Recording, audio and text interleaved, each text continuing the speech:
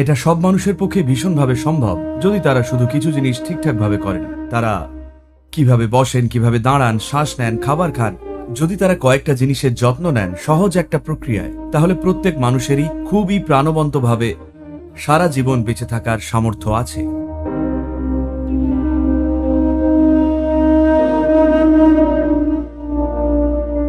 যাতে জীবন উচ্ছ্বাসময় অনুভূতিতে উপচে পড়ে।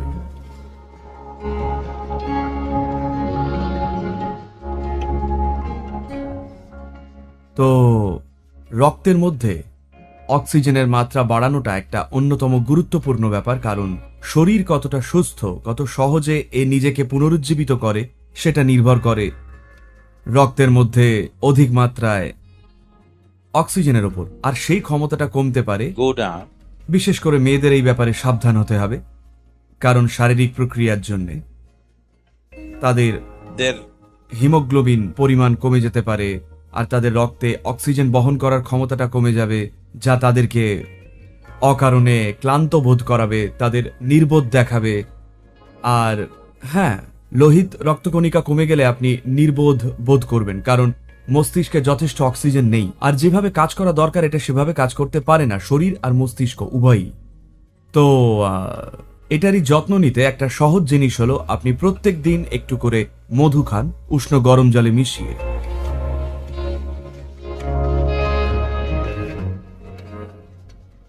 আর আপনি দেখবেন ধীরে ধীরে রক্তে লোহিত কণিকার সংখ্যা বেড়ে যাবে, আর রক্তে বেশি করে অক্সিজেন থাকলে হঠাৎ করে আপনি শক্তির এক বিস্ফোরণ অনুভব করবেন, আর হঠাৎ সবকিছু সক্রিয় হয়ে ওঠে, শরীরের পুনরুজ্জীবন ব্যবস্থাটা উন্নত হয়ে যাচ্ছে, মৃত কোষগুলো তাড়াতাড়ি প্রতিস্থাপিত হয়ে যাচ্ছে।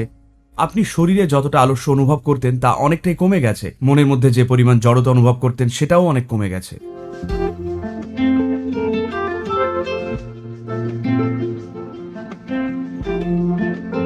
নিম আপনার দেহের জন্য যা করে, দেখুন খুব স্পষ্ট ভাষায় বলতে গেলে তৎক্ষণাৎ যে জিনিসটা এ করবে তা হলো এটা আপনার খাদ্যনালীকে পরিষ্কার রাখবে।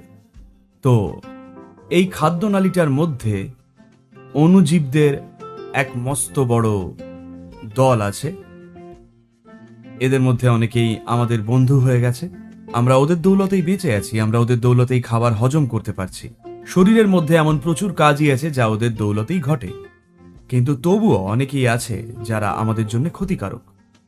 নিমের বিশেষত্বটা হলো, বিশেষ করে যখন এটাকে হলুদের সঙ্গে খাওয়া হয়,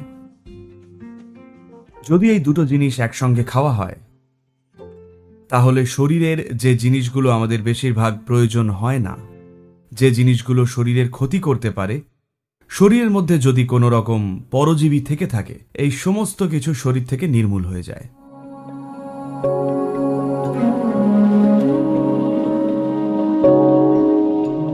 আপনি নিজের দেহটাকে হাওয়ার মতো রাখতে পারেন, যেন অনায়াসে আপনার আগে আগে চলে যায়, যেখানেই যান একে টেনে নিয়ে যেতে হবে না, এ যেন আপনার আগে আগে ভেসে যায়। আপনি দেহকে এইভাবে রাখতে পারেন অল্প একটু যোগ অভ্যাস করি, খুব অল্প বলছি শুনুন, যদি আপনি দিনে 20-30 মিনিটও দেন নিজের ভালো থাকার জন্য, তাহলেই এটা পারবেন। শুধু সঠিক ধরনের জ্বালানি ভরতে হবে। আমি আপনাকে বলছি না এইভাবে খান বা ওইভাবে খান, শুধু পরীক্ষা করুন আর দেখুন, ঠিক আছে? শুধু পরীক্ষা করুন আর দেখুন। আজকে রাতে বাড়ি গিয়ে রান্না করা খাবার না খেয়ে শুধু ফল খান, আর দেখুন কাল সকালে আপনার অ্যালার্ম বেলের দরকার হবে না, আপনি অ্যালার্ম বাজার আগেই উঠে পড়বেন।